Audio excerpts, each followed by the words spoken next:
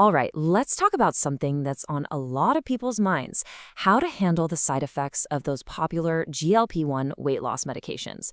If you're on this journey or know someone who is, this guide is all about giving you a real practical plan to feel your absolute best.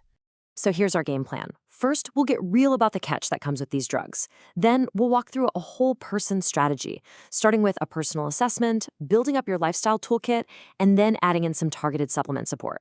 And the whole time, we'll be talking about how to do this as a team with your provider. These medications can be absolute game changers for weight loss, no doubt about it. But they come with a pretty big catch that honestly, a lot of people just aren't ready for. Let's get into what that is. Get this, a whopping 97% of people using these drugs have side effects. That number is huge. It's especially common when you're just starting out or when you bump up your dose.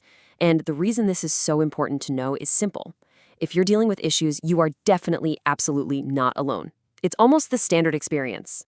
So what exactly are these things? The fancy name is GLP-1 receptor agonists.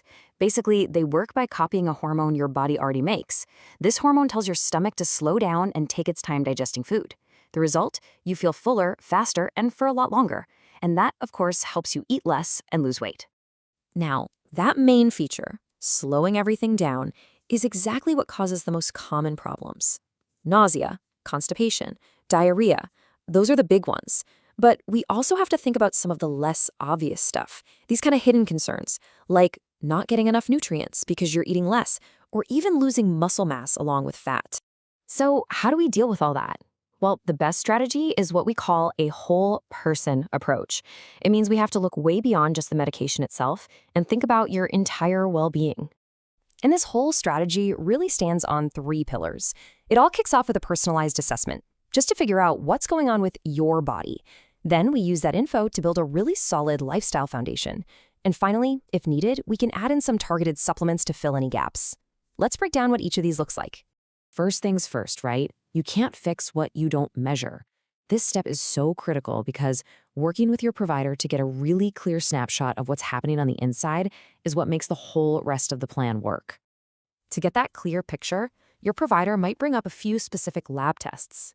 A micronutrient panel can pinpoint any vitamin deficiencies.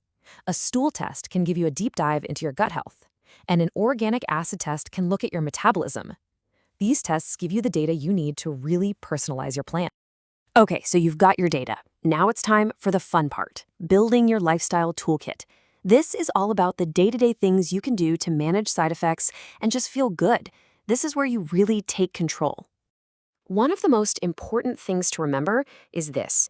Since you're eating less, the quality of the food you eat becomes everything. You have to make every bite count, packing in as many nutrients as you possibly can. So let's take iron, for example. It's absolutely crucial for your energy levels. If you're feeling drained, this could be a factor. Red meat is a great, well-known source. But you definitely don't have to be a meat eater to get enough iron. Dark leafy greens like spinach are total powerhouses, and they're so easy to toss into salads, smoothies, whatever you're making. And it's the same deal with calcium, which you need for strong bones. You can go the traditional route with dairy products like milk, or there are fantastic plant-based options out there like tofu. There's something for everybody. Now, this chart is basically your new best friend for dealing with those common digestive complaints. If you're feeling nauseous, try eating smaller meals and sipping liquids before or after you eat, not during. For constipation, slowly add more fiber and drink plenty of water. And for gas or bloating, a simple cup of herbal tea, like ginger or peppermint, can work wonders. Okay, on to physical activity. The general goal is about 150 minutes of moderate intensity cardio each week. But what in the world does moderate actually feel like? Well, this table breaks it down perfectly. You should be able to talk, but you shouldn't be able to belt out a song. So think brisk walking, dancing, stuff like that. And to fight back against that muscle loss risk we talked about, strength training is pretty much non-negotiable. But it doesn't have to be intimidating. Just 2 or 3 times a week is great. You can use dumbbells, resistance bands, or hey, even just your own body weight to keep that vital muscle mass. And please, let's not forget the mind-gut connection, because it is real. Stress can make all those digestive symptoms so much worse. But simple things like applying a little pressure to a specific point on your wrist, or just taking a few minutes to breathe deeply, Inhale for 4, exhale for 6 can have a really powerful calming effect on your whole body.